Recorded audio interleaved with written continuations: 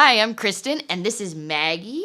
She's the reason why I have fur all over my clothes all the time and on all my projects. And this is Crafting with Kristen. Today we're going to be going over how to apply things like studs, spikes, and rivets, and how to sew on patches by hand, and also how to sew on patches using a sewing machine. We're going to go over a quick supply list, and then I'm going to go over all these techniques individually. So let's get started.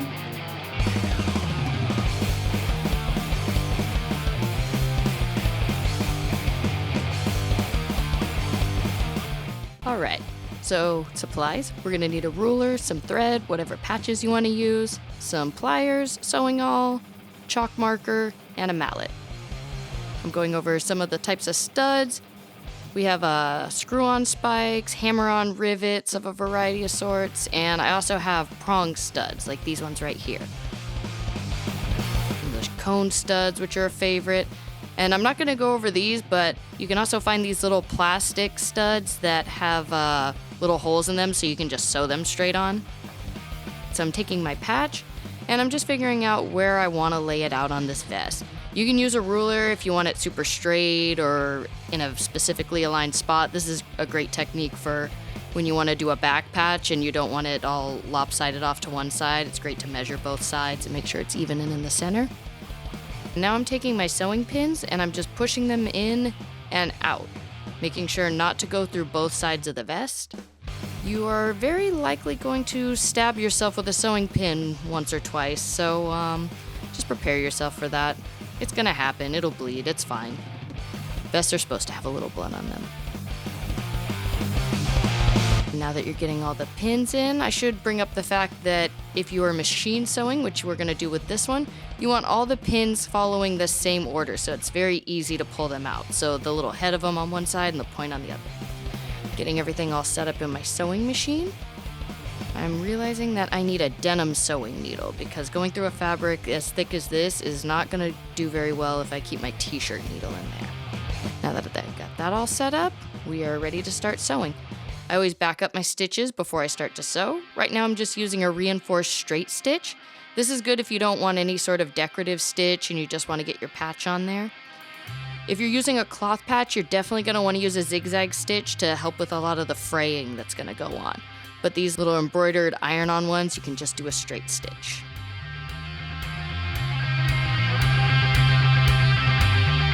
And when I reach the very end, I make sure to back up my stitch.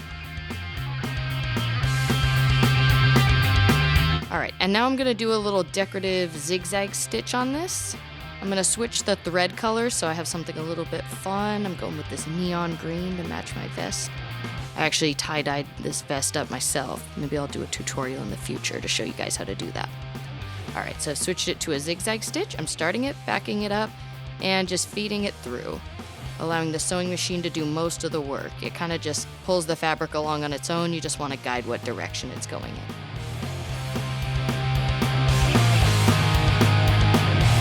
And as you can see, that little zigzag stitch on the edge really gives us a cool finish. And like I said, if I were using a cloth patch, this would prevent it from fraying too much. Now I'm going to show you a hand sewing technique.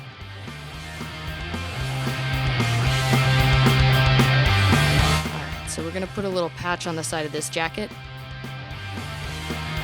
I had ripped off some patches I didn't like on the already existing jacket, and I got some cooler ones. So we're going to follow the same steps. We're going to pin it in place. This one's a little trickier because it is on the sleeve of the jacket. Since it's on the sleeve of the jacket, we are not going to be able to use the sewing machine to do this. Mine does have a free arm, but it wouldn't really work with the intricacy of this patch. So I'm going to be showing you how to do it by hand. All right. And once again, you want to make sure that you're only pinning it to one side of the sleeve. See, if I pin it through there, then I would accidentally sew the sleeve together. We're going to need some thread. You're just going to want to pull off a long amount of thread, about double the size of what you'll need. You don't want to do too much because it tends to get tangled as you do the sewing. It's better to just knot it off when you get to the end and then start with a new little bit of thread. I'm going to thread it through the eye of the needle. Now that I got that threaded through, You pretty much get the needle at the halfway point, and we're gonna knot it at the very top.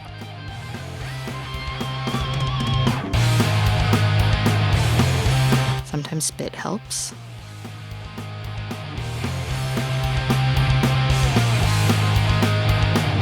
All knotted up. I like to knot it 2 or 3 or maybe 4 times just to make sure it's got a nice big ball of thread knotted up. It basically keeps the thread from popping out and coming undone.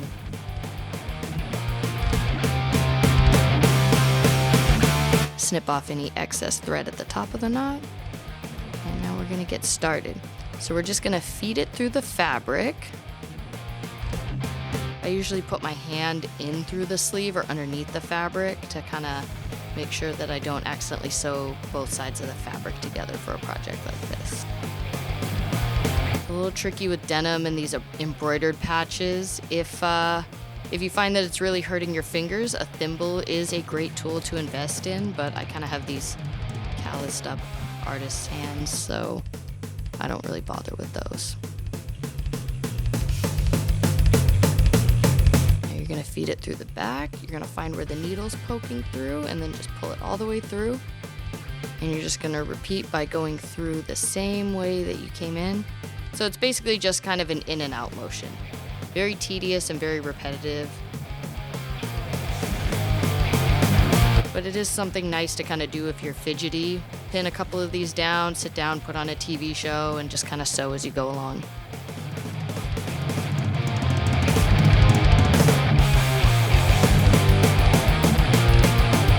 You can remove the pins as you start to lay down the thread in it.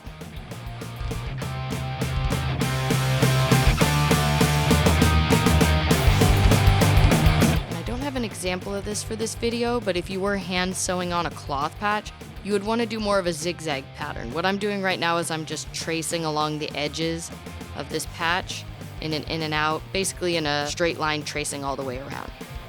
But if you're doing a cloth patch to prevent some of that fraying, you would want to kind of do a zigzag pattern similar to what's going on with the back patch of my jacket that I'm working on right now.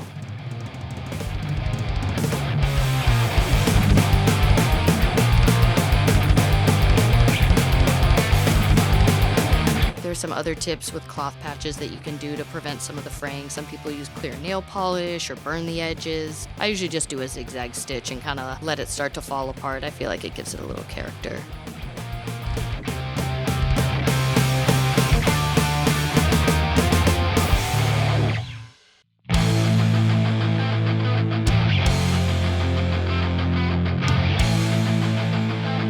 To speed up the video more than this, but I also wanted to show you guys how tedious and time-consuming hand sewing is, even at a sped up frame rate like this.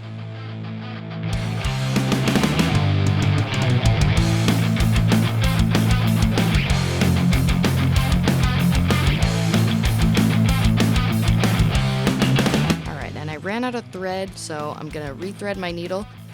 You want to make sure as you're doing hand sewing that you have enough room when you reach the end of your thread to knot it off. So you just want to be aware of that as you're sewing along. If it starts to get too short, you want to make sure you have just enough to where you can tie off the ends with your hands and make a little knot before you start with a new batch of thread.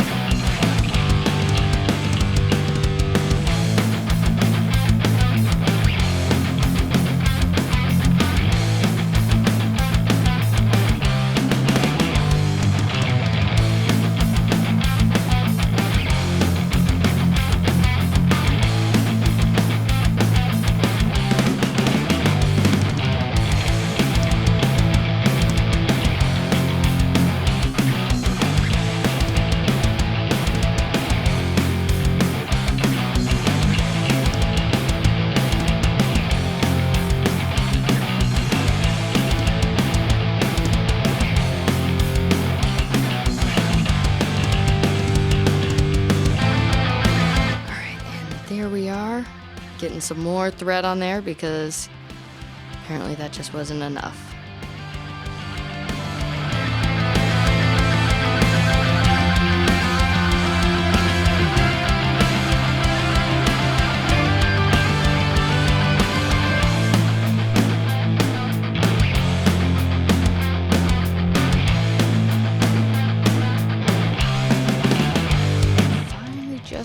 reach the end. What you're gonna do when you get to your last stitch is you're gonna go ahead and knot it. You're gonna kind of feed it back through itself and just do a couple knots to secure it. Now we're gonna go over putting in some prong studs. You can use a ruler to kind of line things up if you like a really symmetrical look, or you can just kind of wing it. Now, you're gonna take your sewing awl and you're gonna puncture 2 little holes about the width of what your prong length is. Some of them have 4 prongs, and for 4 prongs you make 4 holes. You'll feed the prongs through, and then you're just gonna fold them over using pliers. Some people use a butter knife, which is a great tool if you don't have a pair of jewelry pliers handy. I prefer the jewelry pliers though, it's a little easier on the hands. Some people even are insane and do these by hand, but my hands are beat up enough.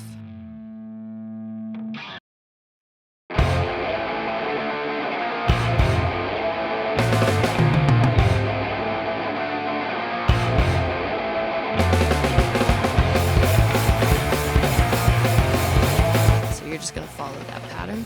I'm just winging it. I didn't mark this one up. I'm just kind of going in a straight line, and then when I get to the other side, I'll start doing some ones along that same line. Kind of eyeballing, keeping them even width apart.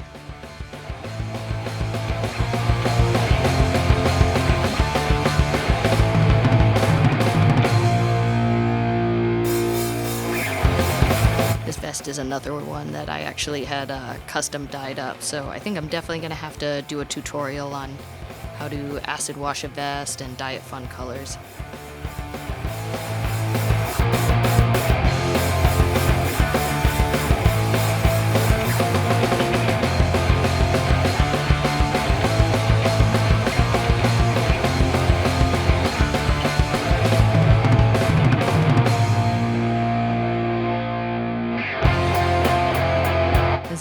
Another tedious process.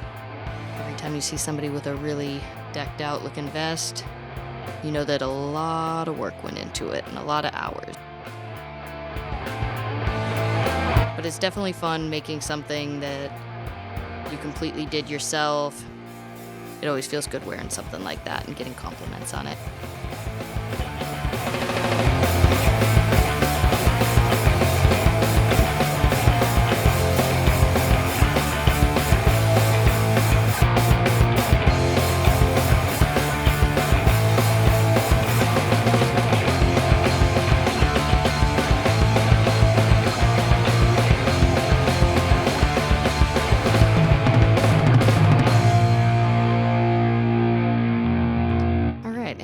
Giving up on studding that. I'm kind of notorious for never finishing vests. It's a problem. Next, I'm going to show you the technique for the little hammer-on rivets. They have 2 pieces. There's a little post that kind of looks like a nipple, and that's the one that's going to be fed through the back. And then there's a little cap that goes over each piece. I'm going to be a little bit more tedious, and I'm going to measure this one out and get everything nice and evenly spaced out. And I'm just gonna do them along the sides of here. Because once again, I'm lazy and I never finish my vests. Someday. So I'm using the sewing awl to poke holes through this.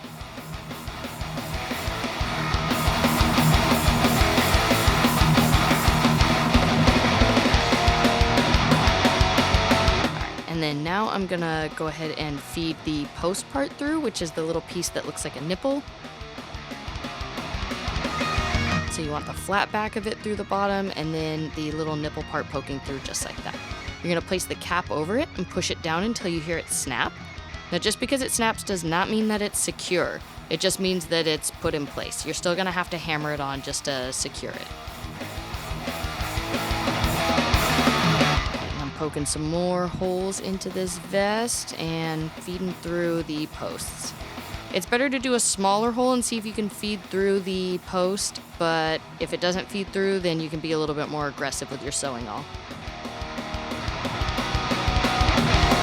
I've actually only stabbed myself with the sewing awl once, which is pretty good. But now that I say that, the next time I use it, I'm probably gonna bleed all over the place.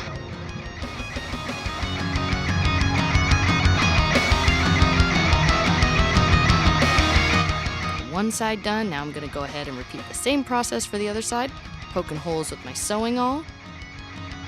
A little more aggressive this time because I realized that this is a very thick layer of denim. Struggle for a minute, trying to get the post through the hole. Get in there. Post through, putting the cap on top. That's what you're gonna be doing for a while.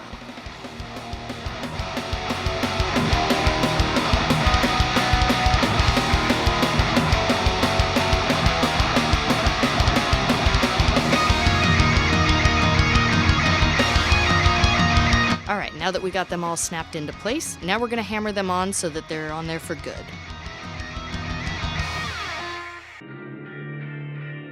I'm gonna take my little mat, and I'm taking an anvil, which is a little metal tool for underneath, and I'm taking the little setting tool for these rivets. I'm placing the concave side on top of the cap, and I'm hammering the flat side with my mallet. And with each one that I'm hammering down, I'm making sure to move my little anvil underneath. And I'm repeating the same process for the other side. I'm taking the concave side, placing it over the cap, and using my mallet to strike the flat side of the setting.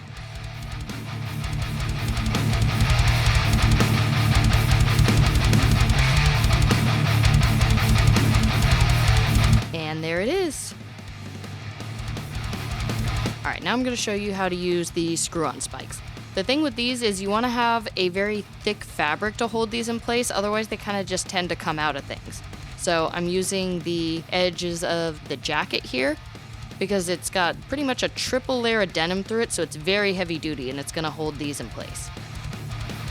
It also means I need to be a little aggressive with my sewing awl to make a big enough hole for everything to go through.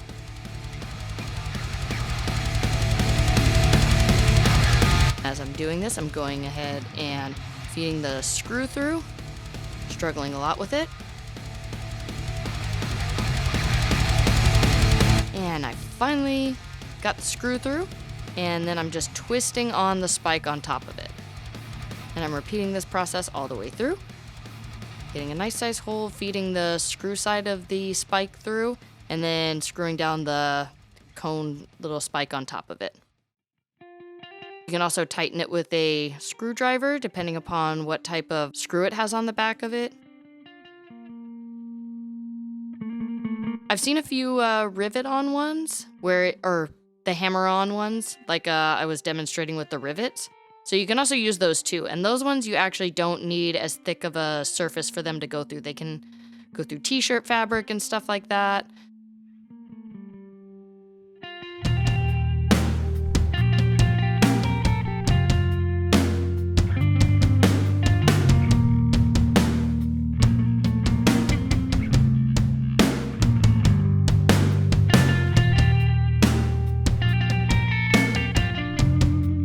Here are our finished projects.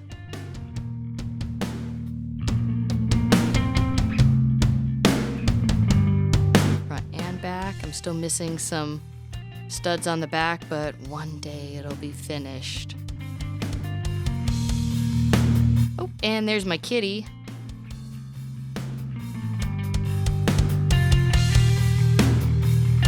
If you sew, your cat will constantly be pestering you when you lay out fabric and you go to do projects. Some sort of unspoken cat law. There's the jacket with the spikes on top. Patch on the side. If you like the design on the back, it's actually designed by my friend Carla. You can go to her website, Pretty Girls Do Ugly Things, and you can get lots of cool t-shirts with her art on it. Thanks so much for watching. Make sure to like, comment, and subscribe.